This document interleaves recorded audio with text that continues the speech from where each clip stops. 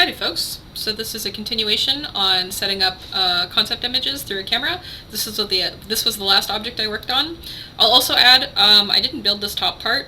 Whether or not you do or don't isn't technically right or wrong. It kind of depends on the context. Like I said, if this was for layout, that wouldn't really matter unless a character is specifically interacting with them. You might want to make it anyway just because it's part of the object, but I didn't feel like it because it's a demo. So, next object. Boop, gonna delete that. And we're going to load the next one. So prop 2, I got this guy. I'm gonna turn my human back on because the scale is probably a little different, which it is. So my orientation is also different. I want this to face forward, and right now it would be kind of facing to the left. So I'm gonna just change that again so that this kind of lines up more with that. And then I'm going to push this in quite a bit because this object is a lot smaller than the last one. I'm just going to kind of push this human back into a spot that makes sense, and then probably pull this out a bit more. So yeah, before you do anything, you definitely want to get your general orientation and scale set up. That'll make it easier if you just focus on matching one element of the concept at a time. So okay, I've got the scale. We'll say that's good. And the core shape of this object is pretty noodly. So what I'm going to do is, okay, first off, I want to break down the shapes I'm seeing. So the easiest one is the ground. So let's just focus on that first. I'm just going to go with the plane, and I'm going to push this back. Nope, not that. I don't need this right now. I'm just going to push this back, and I'm just going to add Solidify to this. Solidify is a great tool for blocking stuff out. So I'm just basically matching this distance. I'm probably a little high up. That looks good. Okay. And if you want to see your loops and you're not, just make sure you have this enabled, and then you'll be able to see them through. And I'm just going to kind of match this shape here a little bit. So I'm just kind of roughly get this in place. You can just focus on one side at a time. Mirror is great. Just make sure it's before your solidify, otherwise you might get a weird split. Just push this more forward. And I'm just focusing on this top edge right now, because the top edge and the bottom might be different, and I don't want to get distracted by that. Okay, so that's a pretty decent lockout shape. Let's get rid of that. Okay, so there is some differences, but I also see that this is like angled out, so that's something I'll have to do after I apply the Solidify, and I don't really want to do that yet until I've matched everything, because I don't know for sure this is how I'm having it sit, and even right now I'm kind of seeing that the rotation might be a little off, so click here, still global mode, and I want to match this view, and I also notice if I rotate that, this comes more into play, so if I kind of go halfway between the two, maybe move this over a little bit, down. Okay, so this side is telling me it's not out far enough. This side it's telling me it's out too far, but also it doesn't quite match the front. So I have a decision to make. First decision, like I was talking about in the previous video, it depends on the style of your show, but is this object symmetrical or not? And I'm going to say it is, because design-wise, it's looking fairly symmetrical.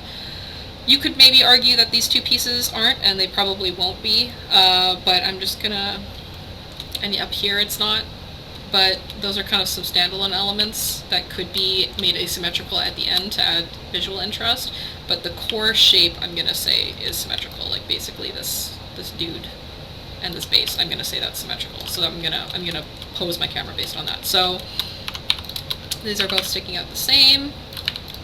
Sticking out more or less the same, so it's not coming up quite as far on this side, a little too far on this side, as long as it's off by roughly the same amount, because like the distance between here and here, like this shape is very similar, it's just offset, so if it's, as long as it's like the same proportions, it's probably okay.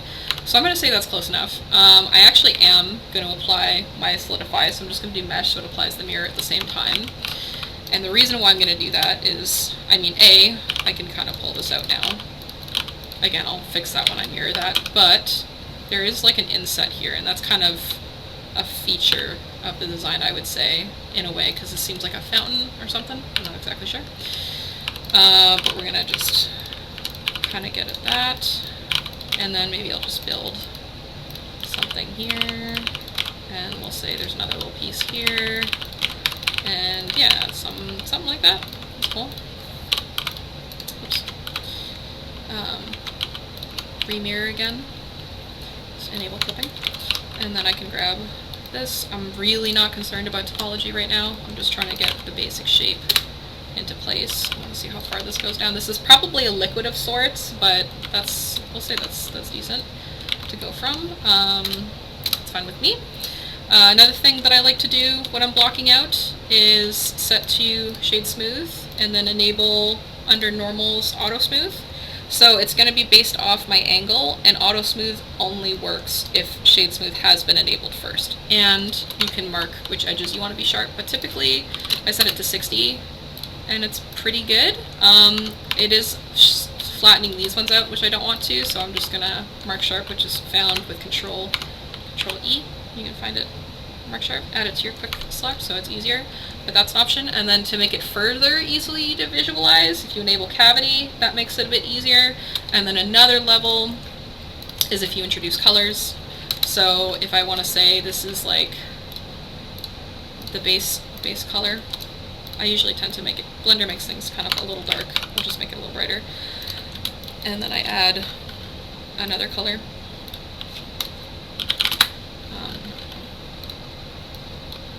And just make sure we assign it.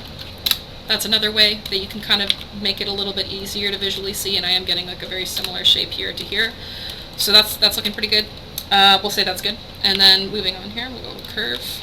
I'm going to use this to create this basic shape here.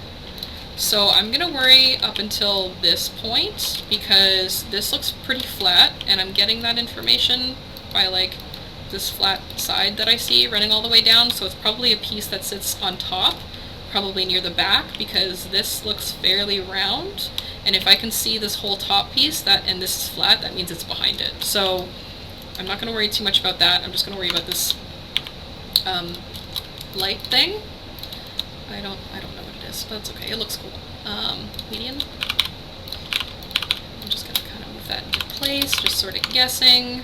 This is not a curve tutorial, so I'm not really going to explain too much what I'm doing. That will be a separate lesson. But I'm just kind of using this to get this quickly into place. That. Okay, so that works pretty good, and since it's matching pretty nicely, I can assume this is indeed a round shape. And I just want to make sure what I'm doing from the other angles is also appealing. And since that was like maybe a little intense, you know, I kind of want to pose here.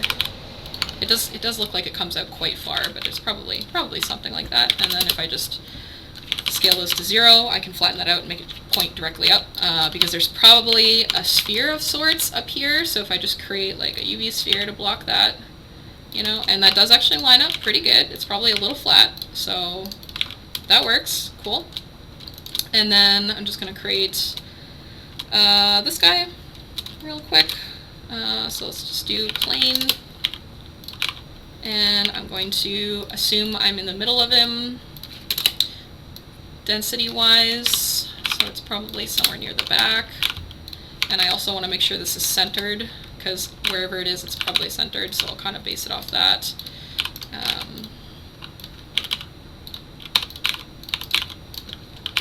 Oops, there we go.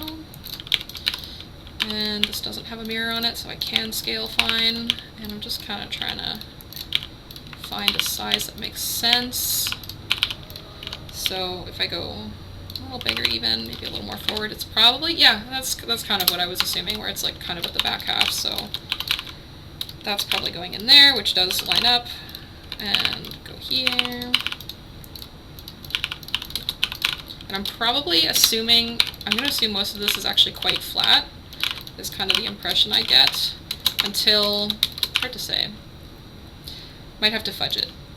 Might be up for us to decide. I'm going to keep it flat for now. Yeah, it probably does need to come forward, honestly, because otherwise it's just going to penetrate into the sphere, and this is a curved arm, so maybe, oopsie, maybe this is curved. Maybe it's something like that, or it curves from the get-go. I'm also just going to assume this is a symmetrical object. And I just zeroed my scale right there, which threw my solidified wax. That's what I was talking about, where this needs to be set to 1 or your modifiers might do weird stuff, as long as you're aware. And honestly, mirroring it is like pretty close, so I probably was accurate. Maybe this goes, maybe it's kind of like the hand goes forward a little bit like this, which seems to match that side a bit better, and that kind of gets more tucked in, which does seem to align. That's cool. I'm not going to worry too much about this stuff. The general size I have is lining up, and that's all tracking, so I'm happy with that. I'm also going to build these right now, assuming they're symmetrical for now. Just build them that way, and then I can always add asymmetry after. It's easier to add that stuff later than to start that way.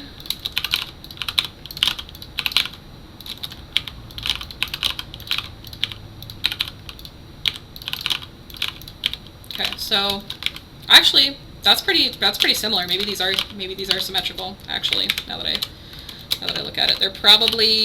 They might be like angled in some way though, just to make them more interesting from the side, which does work pretty good. I'm not against it.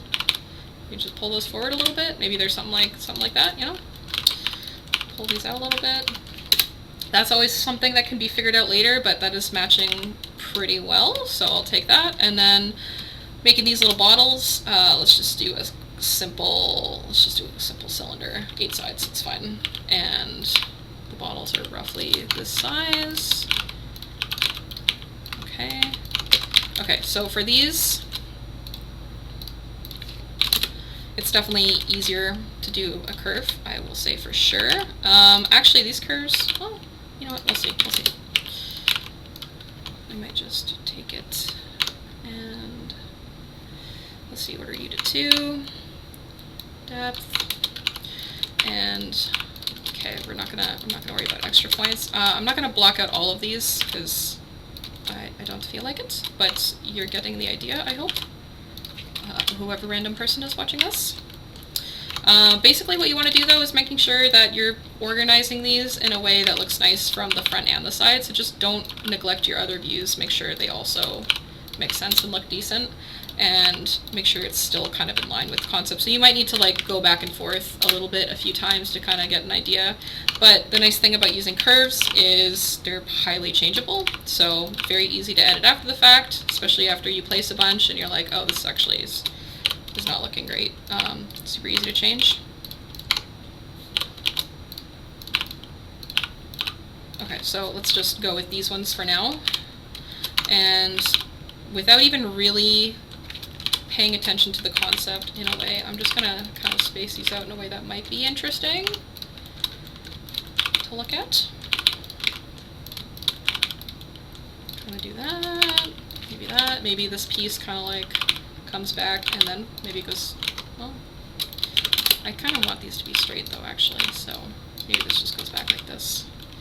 Then we'll plug that in here. I don't really know how these plug in yet. That'd be something I would figure out if I was actually building this thing, but yeah, as long as you have something decently interesting going on from all views, and just make sure too that you're checking the quarter views. That's a really easy one to mess up on. A good way to know is if you go to the top view and you see a lot of them lining up, then you just want to have other stuff to kind of like add that breakup and depth from like those other views, because if I go to this view, especially in orthographic, like those will line up, but since I have these on the side, it's like still giving me that volume from those other views. Like for example, from this view is probably the most lined up, so I'd probably want to have something over here, but I haven't placed these yet, so those could be placed kind of like over here to add like more volume from that side. So you have a lot to edit with and play with as you go through. But yeah, this would be a decent level again to go through. So we're blocking out the main shape. If you want to, if this is like distracting,